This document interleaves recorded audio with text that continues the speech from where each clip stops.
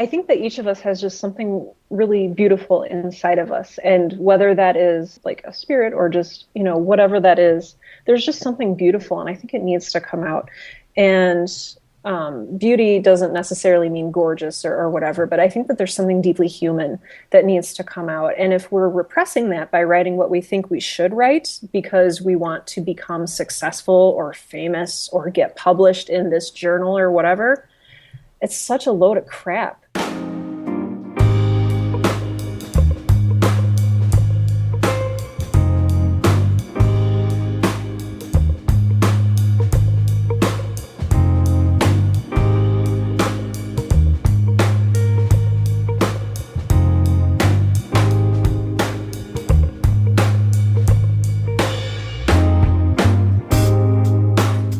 Hi, this is Dave Booda with Darken the Page. Today I'm having a special conversation with my new friend, Sarah Werner, who has a podcast called Right Now, and that's Right, W-R-I-T-E, now.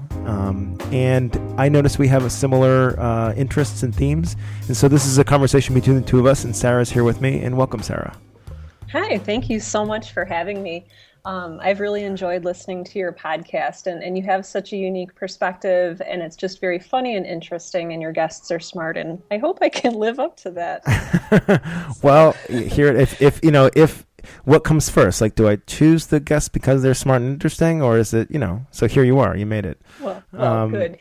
Yeah. And yeah, I really just, I guess I feel like when I started this podcast, I thought to myself, I don't know if everybody is as geeky and excited about talking about the creative process as I am.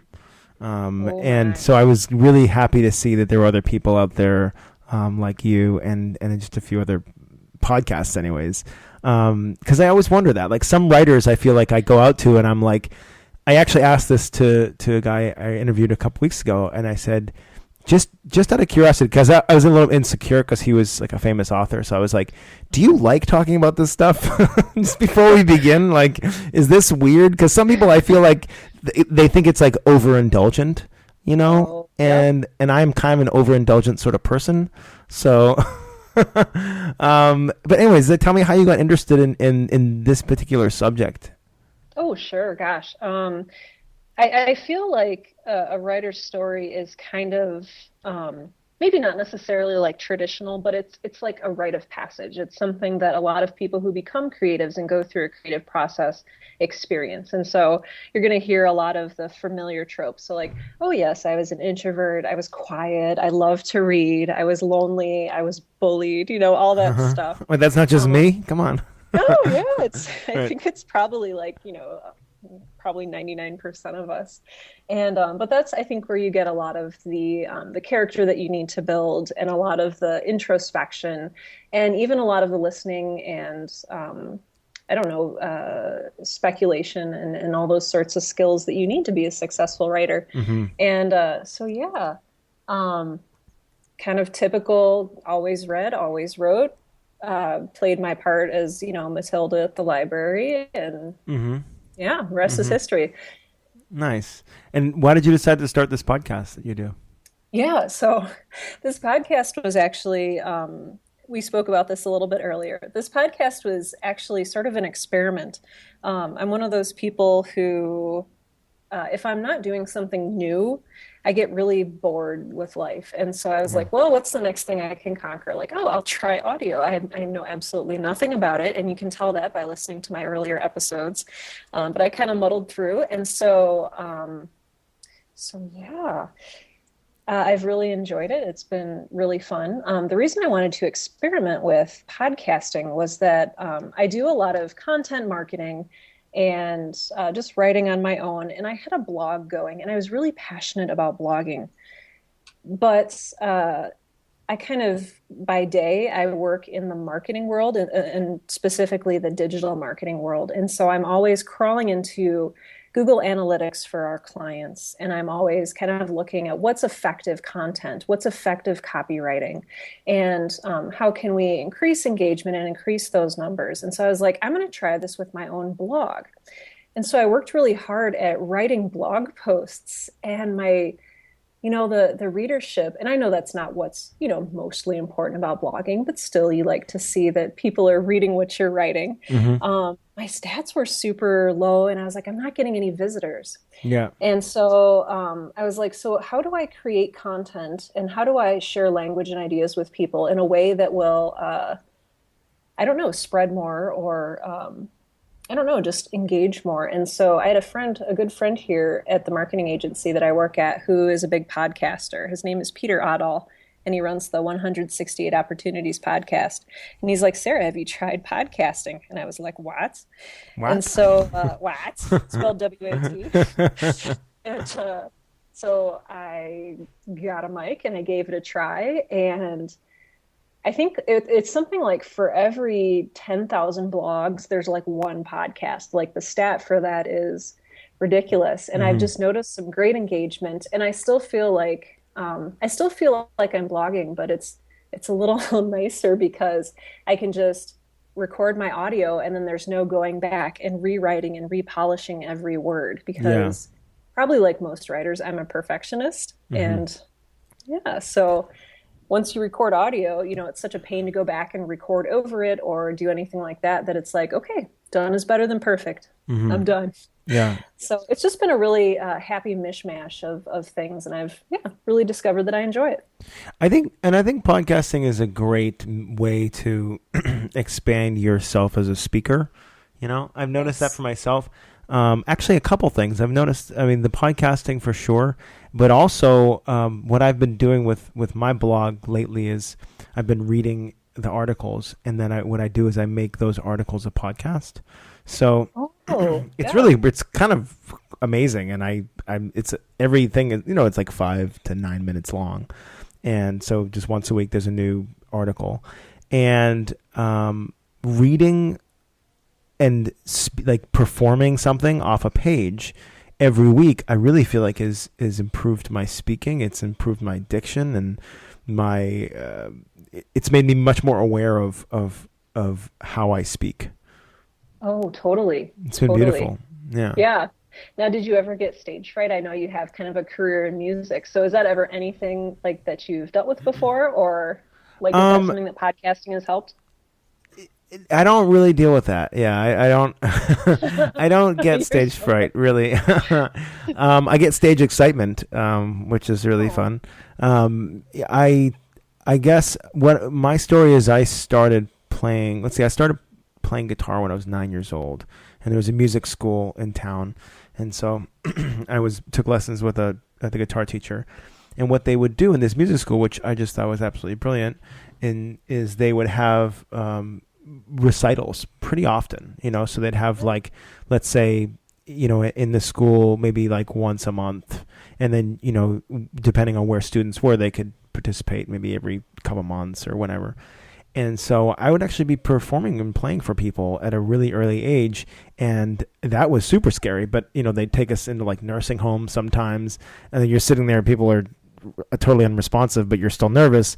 And so it's a great place to work out your stage fright. that is um, awesome. That is really and great. yeah, and so I just kind of got used to being in front of a room. And then when it came time, like let's say in high school, and the English teacher pulls out the guitar and says, "Oh, I'm gonna play some songs. Anybody else play some songs?" And I'm like, "I do," and so then I got to feel I got to my nervous system was okay enough with the idea of performing that I got to then start to reap some of the benefits.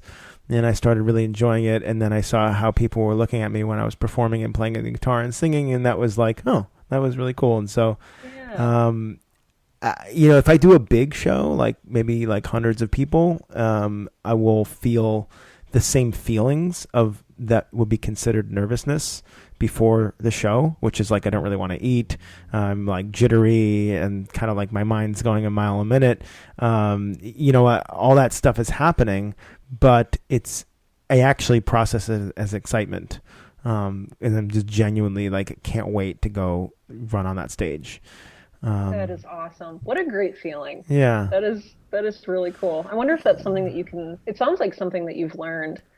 I think so. You know what? Honestly, I just thought of this because I've been thinking about this for a while, and a lot of people I think talk about this as rhetoric. They're like, well, it's nervousness and excitement are the same thing. So if you just, it's like, but the truth is we're human, like whatever. And I think some people are in love with their story of stage fright. Ooh, interesting. Because I see that I have friends that have been performing for a little while, but that still get nervous and stuff like that. But I think that some part of them really wants to be a nervous performer. I think some part of them is really enjoying that they're romanticizing that in a way. Oh, yes. Now, are they doing that so that eventually they can overcome it and then have a success story or a triumph? Or do you think that it gives them the excuse, like if they screw up, oh, it was just nerves? No, I don't think they want to get over it. I just think and this is all happening subconsciously, I think, but because as I think about it, I mean, I don't know why some people don't make that transition, because I made the transition. It was just at an early age, and I don't know why. And the only reason I can think is that it's because I in my mind I'm like picturing like there was like a conversation I had with a girl a little while ago about this, and she was like telling me how she was like, wow, you don't care, and I get so nervous, and I just listened to her talk, and I'm like replaying that in my head. I'm like, she's really like she's in love with that story of herself. And I, it's like the same thing with like starving artists, like I'm sure all artists have had to get over the romantic notion that if they don't make money from what they do, it's somehow just or right. And I think, and it's not that we have to be like millionaires, but at the same time, it's like, what does that have to do with art? Like, it's like, so, oh, definitely. Yeah. That's kind of what it is for me, I think. I think that, what you hit upon something that was really interesting to me. And I think that's the notion that if you suffer for something, it makes it better. It makes you more noble. And so if you're up on stage and you're having a great time, well, yay, good for you. You're having fun. Yeah. But if you're on stage and you're nervous, you're struggling and, I feel really bad for you. You did a great job. And it's more like, I don't know. I don't know if what they produce then is seen as more valuable because they had to struggle more to produce it, or anything like that. But I totally agree with that you. With writing a lot too. Yeah. Oh, well, good. Yeah. Well, you know what? Actually, what I think it is in a way for me, I can experience it as like what's my ceiling? Like, what's my upper limit for this? Because if I'm going and playing a music show, and I get a room full of people, and they're like chanting my name, and I get to play songs I wrote, and then at the end of the night I get paid for it.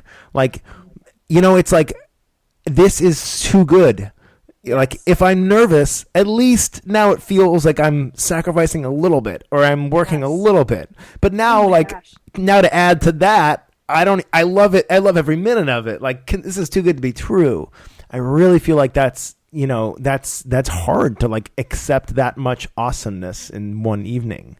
You know what? That is absolutely correct. That is absolutely correct. I think there's just so much guilt that we put behind, I have to be miserable. I have to work for a living. I have to do this. There's just so few people who like break through that mentality and actually accept the fact that they can do something that they love every day and get paid for it. I think everybody's capable of doing that. It's just that I don't know why we're so scared of our own potential. Yeah. I have a funny story from the other night. So my wife and I put on these workshops we call connection games. And for a little community here in Encinitas, you probably have these in South Dakota too, I'm sure. But like we get people together and then we play games like, talking about the things we're afraid of and breaking down walls and that kind of stuff. Oh, yeah. And so the other night, Tuesday night, was about touch and connecting through touch. And so one of the exercises, we were in groups of 4, and my wife and I usually just kind of trade off leading. And then if there's an odd number of people, the person who's not leading will just join and participate. So in this moment, I was participating in a group of 4, and she was leading. And it was in the beginning, so it's like, just to help people arrive, just, you're going to ask for these 3 people to massage you and however you want, and then you're going to rotate. And so I'm sitting there for like 3 or 4 minutes getting massaged in exactly the way I want, and it was amazing. And I was like, God, this is so good.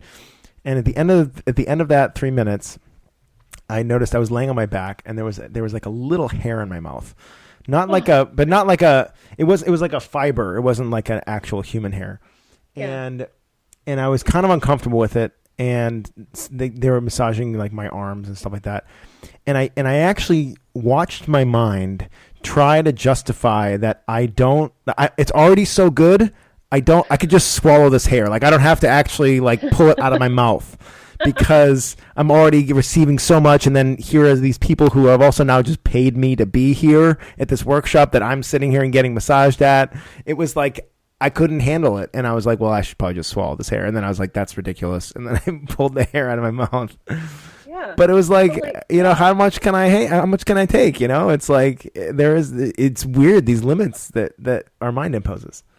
Oh my gosh, that is a great story, and I think it's a great illustration of exactly what you were saying earlier, that where do these limits come from? Like, why don't we think we deserve, well, not deserve, because I don't want to sound like, Right. I agree with yeah, that. Yeah. that like, oh yeah, you deserve to be pampered. I don't really go with that mindset or like indulge yourself. It's Right. like, no, that's, Yeah. That's for Starbucks. but Yeah.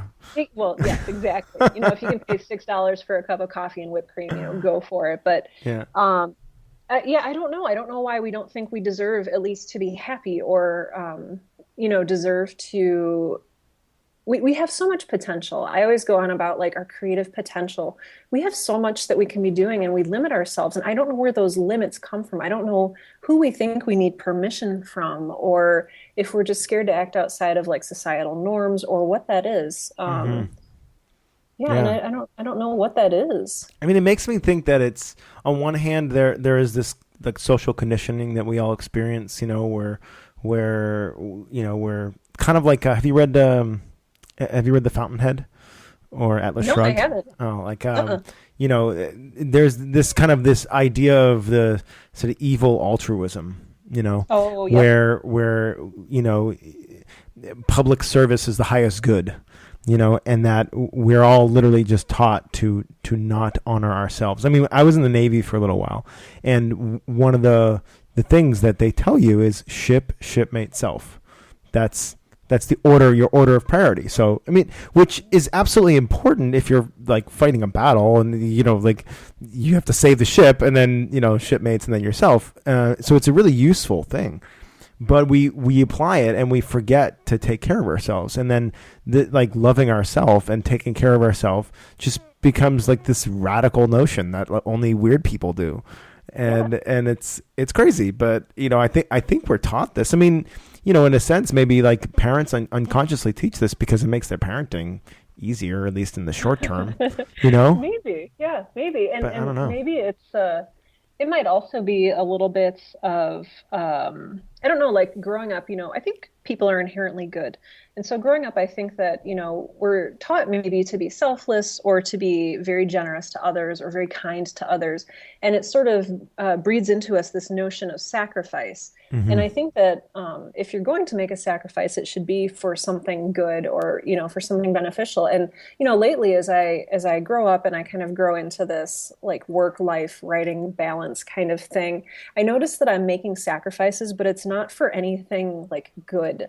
And so maybe we just need to Like nobody's on re-examine. the other end of it. Like nobody's Yeah, benefiting. You're just sacrificing exactly. for nothing. Yeah. Yeah, I'm just making these worthless sacrifices and I'm making myself Do miserable you have an and maybe example of other that? people. Oh my gosh, yes. Um, so I'm a yes person. I don't know if you are a yes person. So Yes, I'm I'm a I'm yes not like person. a sycophant who just says yes to everything, but that other people say. But I'm a yes person in that if you ask me to do something, I want to help you. Oh my gosh, I love helping people. It's what I was made to do, and I love fulfilling that. And so if you ask me, hey Sarah, will you build me a website? I'm going to say yes. And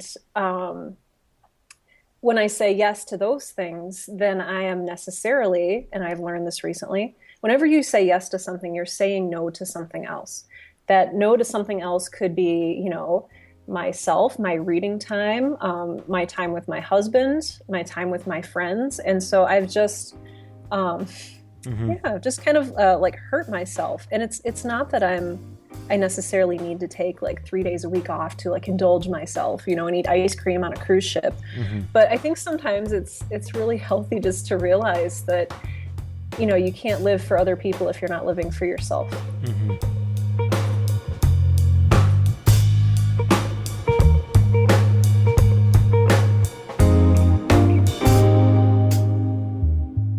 It never ceases to amaze me what I will say or do for myself, but wouldn't think of doing that for others, or doing that to others, or saying that to others. I mean, it's just insane, you know. Tell me more about that. Well, like this whole idea of how we talk to ourselves, I just think is fascinating. You know, so if I could be, we justify being hard on ourselves like it's somehow okay, like Yes. because nobody gets hurt, right? Like, because Right, besides right. us, right? So who cares? You know, so if I'm like, if I, you know, let's say, okay, for example, I interviewed a woman named Angela Loria on the show, and she's wonderful entrepreneur, also a writer who helps other writers, and she brings them in, and sometimes does this program called 3 Days to Done, where she just Cool. like rents a nice house and then spends the weekend with like 3 or 4 or 5 writers, and they write their book in 3 days. But it's I usually, listened to that episode. yeah, it's usually a book that's not like a fiction novel. It's like something that's kind of already in their head. They just need to get out on paper. So she just Hmm. hasn't rock it out. So I tried to do that. So I went up to Big Bear, where I like kind of little mountain area, and I have this little lodge that I go to. And I said, all right, I got a book idea that I've been sitting on for like 3 or 4 years. I'm going to knock it out, and I'm going to do it. And I had like 2.5 days, something like that. And, Nice. it went all right. I feel like, overall, I got more done than I probably would have gotten done had I not set out to do the book in 3 days. But Yeah. I certainly didn't. It certainly didn't like walk out of there with like a manuscript like I had hoped. And thanks to the thought I've put into how ridiculous our self-talk and our expectations are, I didn't really beat myself up that much. Good. But I definitely wanted to, I definitely wanted to come out of there and be like, oh, damn, and the truth is, if somebody else came to me and said, hey, Dave, I set out to do this thing, and then I only got like half of it done. And I'd be like, why don't you just celebrate that, man? That's awesome. Like, you Yeah, got, that's awesome. and, and I would never think twice. And if I spoke to someone the way that I spoke to myself at times, and been like, well, you did spend a lot of time on Facebook, man. Like, you could have just, or like, well, Yeah. maybe you're just not really good at focusing, or well, I guess so and so is right, or like if I said that to somebody else, I would like slap my own face. I'd be like, what the hell's wrong with you? And Hmm. so it's just amazing what we put up with and what we accept as okay, when it's not actually directing at someone else. I mean, it's amazing what we do to other people too. Don't get me wrong. We're not nice Oh to yeah. other people a Yeah. lot of times too, but it's Yeah. like, we're even worse to ourselves. I mean, no, I think that as a whole, you could say that however bad you are to other people, you are worse to yourself. That is And super true. and And I you know just find what? it crazy. Oh, no, I totally agree with that. And that actually reminds me of another story. So okay, so there's this little place in the woods that I also go to. It's like this little isolation cabin, and you can just rent it for a couple days or a day or however long you want it. And it's this little hermitage. And you can go there and you be a little hermit, and there's like a bed and a desk for writing and really good light and trails to walk. And it's just really, really great if you're sort of an introvert who loves nature and who loves to write and create and stuff. That's So beautiful. anyway, so yeah, so I scheduled some time and I was looking forward to it. And so I was like, finally, I'm going to get the chance to do some writing. I'm going to do so much writing. I went and I seriously bought 68 pens. And I Wow. bought like five, no, I got a little optimistic. I bought all these notebooks and notepads and just all this stuff. And I got a bottle of wine. And then when I got there, the second I got there, I Just was like, I one feel a bottle of little, wine and well, 68 pens. I got my priorities. All right. You can drink the ink after a while, I suppose. There you Yeah. go. Just let the coffee ferment. I don't know. Yeah. So yeah, so I got out there and I was like, oh, you know what? I feel kind of rotten. I'm here for 3 days. I'm just going to take a quick nap and then I'll get started writing. Mm. So I fell asleep and I woke up like 12 hours later and I was so Wow. sick. I was so sick. Oh. And so what had happened was I was so stressed with work and with all of my other obligations before I went out there that it just kind of kept building and building and building. And then the second that I was alone in a quiet place, like my immune system just, died. And I spent 3 days in that cabin, like laying down sick and throwing up. And I was Uh, like, this is my hermitage. I'm supposed to write. And that's really that's that self-sabotage that we were talking about. You give and you give and you give until you don't have anything left. yeah. I love that story. That is so beautiful because now I have like, if I go on a writing retreat for 3 days and I just write like a sentence, I can be like, well, at least I didn't like I wasn't sick the whole time. Like I love that. That's like the lowest of lows, It was. and It so was now you have that to compare it to. Yeah, Yeah, so I scheduled it for this year and I was like, you know what, even if I just write a little bit, oh, it'll be more than I wrote last year. So yeah, that's great. Yeah, you're probably gonna have a really, in terms of emotions, you're probably gonna have a great retreat. I mean, whatever you write is whatever you write, but certainly now you have like you have nothing to lose. So exactly. it's great. And there's Yeah, something really freeing about that, yeah, yeah. about and we talked about limits before a little bit, and like the bar has been set and the bar is low and I can Yes, easily step yes. over that. So That's great. Yeah, and ultimately, when we look back to on those experiences, we don't remember the page counts. We remember how we felt, mhm. and so that's great. I love that. Yeah. Um, do you what is your what is your writing like? Do you write? Yeah, what kind of stuff do you write, and what kind of stuff do you enjoy writing? Oh, cool, because I want to ask you the same thing. All right. Um, I love writing fiction. I've always been a fiction junkie. I'm such a sucker for using writing to escape. And so when I escape, I don't want to like sort of retread all the stuff that bothers me from day to day. I want to create something new and Nice. something really wonderful and something that I can inhabit that's, different from Yeah. the regular life that I live. So I love fiction. I write novels and I don't publish them. I just write them and I have them. And because, part of me is terrified of publishing and rejection, and part of me just doesn't know what I'm doing Hmm. on that end of things. Um, so yeah, that's kind of a lame answer. I write fiction. I don't know. It's kind of got like a post-punk kind of noir. I don't know. It's weird. Ask a writer to talk about their writing and they'll just completely go blank, even though it's exactly what they live for, Right, right. Well, because So, yeah, I'm asking for like an outside perspective essentially on yourself, and it's. Um, yeah. do you write like short stories, or do you write like complete, or not complete, but do you do like long novels? Yeah, I've always been a fan of long form, whether it's, I love getting into something and really thoroughly exploring a theme. And I tried writing short stories in college because I was a writing major in college. Hmm. And they always said, like, okay, if you want to publish a novel, what you need to do to get on that path, because there is one path, is to start writing short fiction and get it published in a literary journal. And that's, eventually you'll publish enough and your name will become familiar, and then you can publish a novel and it will be wonderful.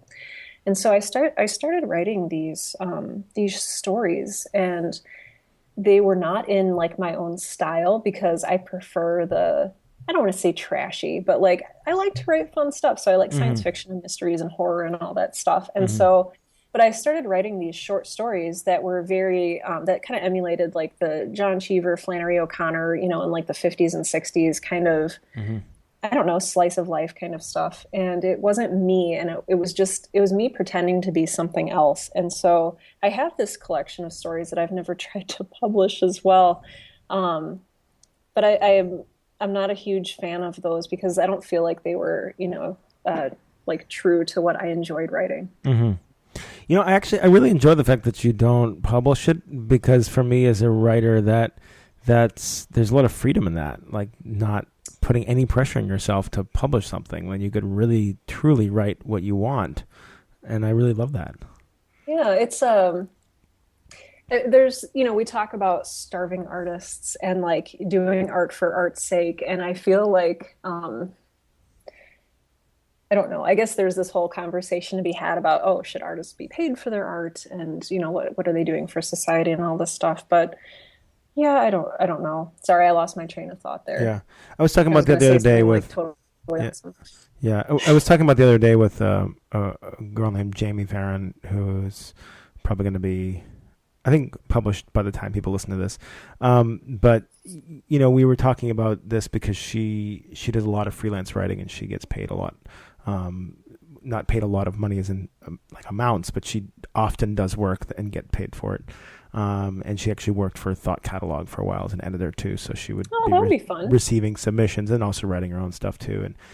And it's tough, man. It is like we talked a lot about the balance and monetizing things that you love, and it's there was there really is no clear answer. And I thought actually what one of the things she said that was really nice. I took a little more of a cynical approach. She kind of lifted the conversation a little bit up, and she said, um, I think the need to make money or get people's attention or whatever outcome there is that we don't necessarily always like can be a really cool driver for people. Like it can, there's a lot of Mm, art in pop. The goal of pop is to get your attention and to get you singing and dancing. And mm-hmm. in that outcome, there's the art and the creativity that lets you get there.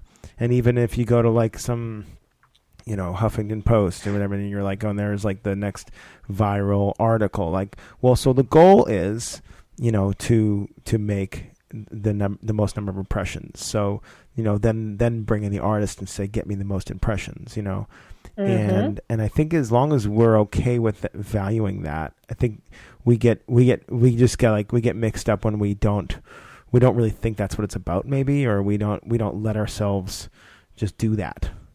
um, I heard Paul McCartney say once when he was talking about songwriting with John Lennon, and he said, he said sometimes John and I would just go and say, hey, you know what? Let's write a swimming pool, like basically a song that's going to make a lot of money because Yeah, we'd like to install a swimming pool, and like I like that. right, that's Paul McCartney. Like he's written some awesome songs, and so I like this idea. And I talk about it a lot on the show for sure. No, I like that a lot. And in fact, that's something that I really identify with as well. So I work in marketing day to day. And so I'm constantly doing like, oh, we have a client who, a hotel. And so I'm writing, blog posts for them about their hotel, or I'm doing website copy for, a company. And so that's the stuff that I get paid to write. And it's, I'm good at it, like not to be unhumble, but, Mm-hmm. Yeah. um, I mean, so it's a nice way to make a living. And then that stuff that I write when I go home, like that's just for me. Like that's that creativity. Like um, that's where you can make that art. And so I think that the phone in here rang a few seconds ago, so I'm sorry about that. That's all right. Yeah, it was nice to know that this is raw and just live. We're not Yeah. unscripted. Uh, Oh, yeah, no, yeah. but it's so interesting, like what you could like what we feel like we can get paid for and what we feel like we can't get paid for. Because I feel like the writing I do that I get paid for is certainly easier than the creative stuff that I struggle to produce. Mm-hmm. Um, and yet I don't feel like I've earned the right to like sell that creative stuff or Mm-hmm. yeah, so I don't know. So there's definitely some interesting I don't know, insights there to be had. Yeah, I definitely get this feeling of being a fraud. Hmm. Neil Gaiman talks about this so well, and he did a commencement address for, and it's like I got this recently. I don't know what it was, like a couple of days ago. I just was like, I spent the whole day just feeling like a total fraud. Like everything I was doing, the way people were seeing me, I was like, you guys don't get it, man. Like I'm just like I don't. It was this, and it was really interesting. And one of the ways, like I guess I ended up trying to feel good about it. I was like, well, let me think about this. So if I'm feeling like a fraud, it probably means I'm out, like people see me as something that I'm not. Mm-hmm. And maybe that's because I'm putting myself out there, and then they're, if I hadn't have done this work and put it out there, they wouldn't I wouldn't have that thought in my head. So maybe that was good. But Yeah. but I think about that a lot. I do have a lot of fraudy moments. Well, I do too. And like, and who's to say that like I don't know. I think that we're so complex in our views of ourselves. Like, I think that it's certainly possible that we are things that we don't know that we are. And Mm. so I don't know. I think it's possible that like maybe to somebody else I represent something that's very true for them. It might not feel true for me, but does that mean that it's not true at all? Mm. Yeah, I love that. Yeah. And when I'm at my healthiest mental state, I totally allow that. You know. Good. Yeah, because Um, I don't. yeah, because it's like I what I really ultimately care about is helping people. You know, and so if like somebody, let's say somebody comes, I live in Encinitas, California. We have Oh, okay. a lot of spirituality here. So let's say like somebody comes up to me and says, "Hey, Dave, like you're my guru." You know, like yeah, I really follow you. Like you're my guru. Now, if I don't have a problem with that, I can just let that person get whatever they need to get from me by calling me their guru because that works for them. And Yeah. but if I don't, if I but if my ego steps in and says, well, I'm not a guru. You can't call me that. Like I will not allow that. You know, that's I'm not helping anybody. Like I'm just hurting this person in a sense. You know, because like they want to do that, and I can't be seen as that. Mhm. But it's out of like some like faux modesty thing, you know, where I'm like, well, it's because I'm so modest, I can't see. But it's not. It's actually the opposite. It's like I'm being a big fathead, you know, thinking that I need to be seen a certain way and that you can't see. Like, how dare you? How dare you Mhm. put me on a pedestal, young man? You know, I will put myself on a pedestal Yeah. by taking myself off this pedestal, you know, and it's like, whatever. And so, It gets so meta. yeah, that's, yeah, Oh, yeah, that is delightful. yeah, yeah. Um, yeah. So I was scrolling through the names of your shows earlier, and I really I love it. Like I wanted to ask you about any one of these, Oh but gosh, sure. how about how to write when you don't feel like writing? Ooh. Because I don't feel like writing sometimes. You know what? That was one of my, yeah, oh my gosh. So the whole premise behind my podcast is essentially how do I do this whole work-life balance thing? And then how do I add writing to that? Hmm. Like, how do I add my passion project? If I'm already balancing, a 40-hour a week or more job with like a family, like, oh my gosh, how do I even have time for that? And so this episode was really, really near and dear to my heart because I think it was one of the first episodes where I talk about, yeah, sometimes you're going to get home from work and you're going to feel like garbage. Hmm. And generally, when you get home and you just feel like garbage and all you want to do is turn on Netflix and just marathon something and, not think, which is probably, 6 out of the 7 days a week for me. Netflix So marathon. this Yeah. is, yeah, well, yeah, yeah. And so I get home, and the best thing that I can do is enter your writing space. And so go into where do you write? Do you write in an office or coffee Yeah. shop? I read well Do you have a office favorite mostly, place? and then I go up to the mountains occasionally. But I go and usually I'm in my Okay. office. Yeah. Cool. So you're in your office. It's important to shut the door and just shut everything out. And then so like then when you sit down and you say this is important, truly ask yourself, okay, am I being like lazy and whiny and do I just not want to put forth the effort or do I actually like am I actually sick or am I actually tired or do I actually need we talked about self-care earlier and self-love like do I actually need to like go lay down and take the night off do I Hmm. need to do that and it's so hard for us to be honest with ourselves about Yeah. like where we actually are and so I use like this regret feeling and so if I'm sitting in a chair and I say okay I'm going to go take a nap if I feel regret like, oh, Sarah, you're going to regret this later, then I know that I'm not actually too tired to write. And so I will sit down, Hmm. and the next thing I do is just start writing about myself. Whiny Sarah comes out, and she's Yeah. like, oh, I'm so exhausted. I'm so tired. And just get your fingers moving and get them writing. Um, Yeah. There's always something to write and about. so there is always something to write about, even if you're not. So, like, if the thought of opening up your novel file, which is, several megs at this point, if that's Hmm. truly terrifying for you, then open up a fresh page and just get your fingers moving, get out how you're feeling. Yeah. I think that I'm of the belief that like any writing is beneficial writing. You Yeah. don't have to work on your novel or your, poetry chapbook every day. I think that you can do some kind of writing every day and still be able to call yourself a writer very faithfully. Yeah. So, Hmm. so even if you're just, I encourage my listeners to keep a journal and to like just use that as a springboard if they ever feel lost or just, like they don't feel like writing or if they have writer's block. If you are writing words down, that is the path to writing, or at least in my experience, it has been. Hmm. Hmm. It's so nice to have a place to write that is not going to mean anything. Like I Yes. realized that for myself that before I started journaling, I didn't have a place that wasn't significant. Everything Yes. I typed out was significant, but the Oh my journal gosh. wasn't. I could just be like, I don't feel like writing today. My name is Dave. I want to write stupid stuff today. Blah blah blah. And I just kind of like I could just keep just blabbing, and it was fun because I was just like, wow, my fingers are just like flying, and that feeling for whatever reason just triggers like happiness in my brain. It's like, Uh-huh. so I Yeah. totally agree. Yeah. Oh my gosh, I love that you said that. That's so important. That pressure that we put on ourselves to create something immediately, to create something significant and important and sellable.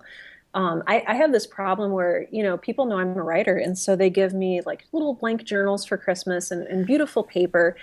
There's so much pressure I feel associated with these beautiful journals that I never Oh use them. yeah, I I totally write, get that. Yeah. oh my gosh, I write in the crappiest, like you go to Target for like $1 and you get the spiral bound notebook. That's what I do most of my writing in because I feel like I'm not ruining anything, Yeah. that there's not that pressure to like create something meaningful and worthy of this beautiful leather bound journal. I So I love totally that you agree. said that. Yeah. Yeah, I Yeah. love that you said that. Which is such a shame because they're so beautiful leather-bound Yeah. journals. Well, They I don't don't want get to ruin the used, brand. They just say they Yeah. just sit empty, or like I mean that's the worst too. Like the beginning, if I'm like I'm gonna write a song in this, and it's like oh, and then I cross it. I'm like oh I can't cross it out. I mean that's like I when know. the thick pages look like they've like handmade pages or something like that or whatever the hell they do. But it's crazy.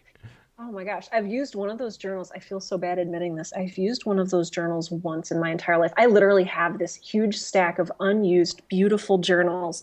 And what I did was I wrote something in one of my crappy little notebooks, and then I very carefully transcribed it into the nice journal, word for word by hand. Terrible. And That's great. there's some kind of insanity in that. And I don't know. It's And like I don't what it's really like. know. It's like American Psycho. It's like the business Yeah. cards. Have you seen Oh, that? no, I haven't, but Oh, I think you're talking about. Yeah. yeah. There's like a movie with Christian Bale when he was like really young called American Psycho, and he's like a serial killer and like a Wall Street business guy, and he like obsesses over his business card, and like the font and like the cut of it, and it's just like this. Ugh, it's like it's so funny. Mhm. Well, I mean, like, what Yeah. writer doesn't obsess over their craft? I know. I know. And like, what I writer? feel like some Yeah. good therapy for you will just be like take one of those journals and just write like just fill it with meaningless shit. You know what? I'm gonna go home tonight and I'm gonna Because if do you that. have them anyways, or give them away or something, but Yeah, yeah. Regift. but just keep one and then just be like, I'm gonna waste this. Like I'm gonna whatever tree went to to making this journal, some like spruce special oak thing, just their life that tree has been wasted. I will Just that would open up the be pages and just start sneeze in. like a little kid, like just start like just doodling and then if you don't like it, tear it out or cross it out and use a whole page. That would be really funny. I'm gonna get home tonight, hold it up. I'm going to destroy this journal Yes, and this just journal is useless. Yes, I will get no value out of this. I will just waste my writing on this. this beautiful, useless thing. Yeah, yeah, that's great. Um, so I want to ask you the question that I ask people at the end of my show, which Sure. is fun, and it's sort of a way to speak to yourself in the past. And so Mm. if you could write a note, let's say on like some crappy Walmart journal thing. Nothing too nice. I don't want you to stress about Okay. it. Okay. Um, No stress.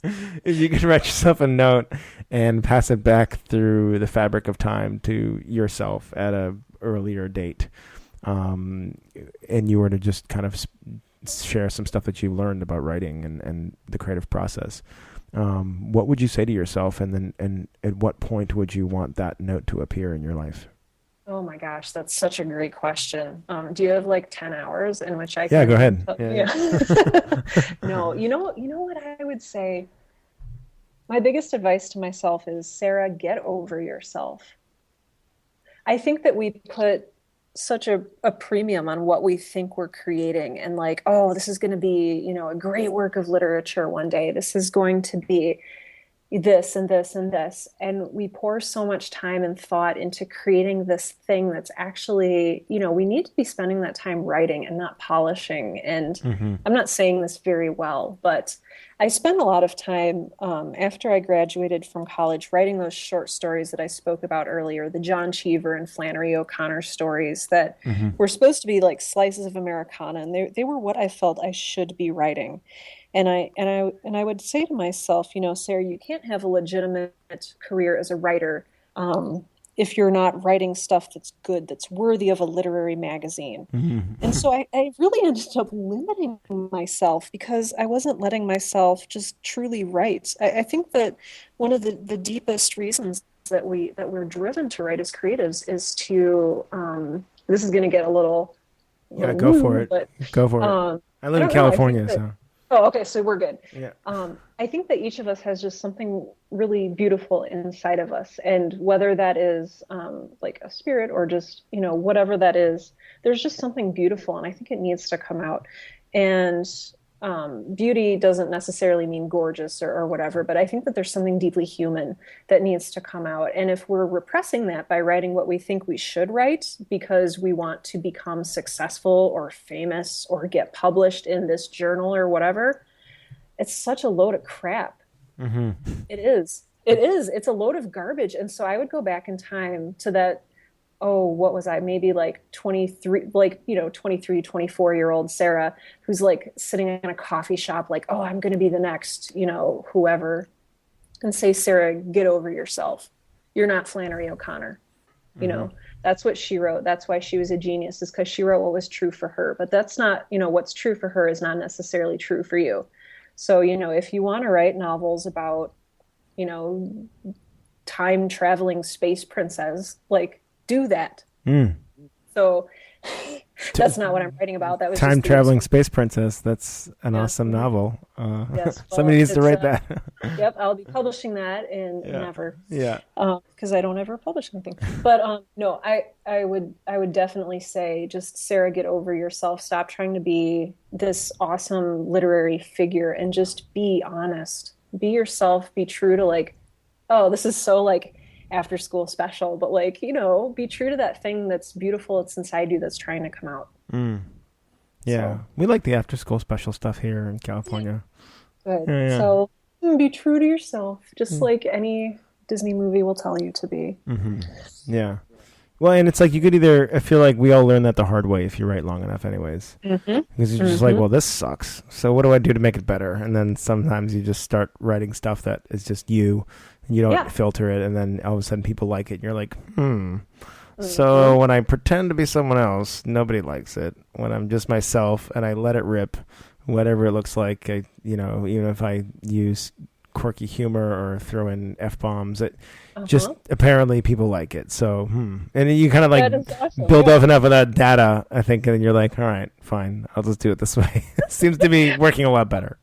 No, I love that because like that's the place where I am now. It's quirky humor and F-bombs, and I love it. And it's a Nice. beautiful place to be. And I guess that's what my soul is made of. Quirky humor I and feel like that could F-bombs. be the But next podcast. Quirky humor and quirky, f-bombs with Sarah and Dave. I love that. And then I'll, you know, publish my Space Princess novel and it'll just be amazing. Uh-huh. So Hmm. Okay, that's it. Let's do it. Well, love thanks. it. This was really fun. I'm now inspired to do more conversations with podcasters. Maybe that's what I'll call it. Oh, I Um, like that. because this is nice. Like one of the reasons I got into music, honestly, really, one of the reasons I got into music was because I wanted to hang out with musicians.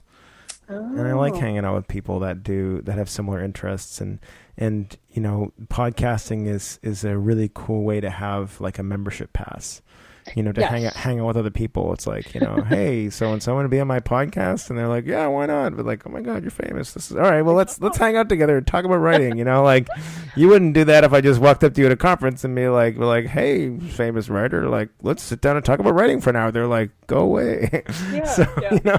it's great, and Like, that's- yeah. So I really I love it, and yeah, and Oh, thank you. This was just a fun conversation. You are fun to talk to, and I love your insights and your perspectives. So thank you so much. thanks. Yeah, let's do it again soon.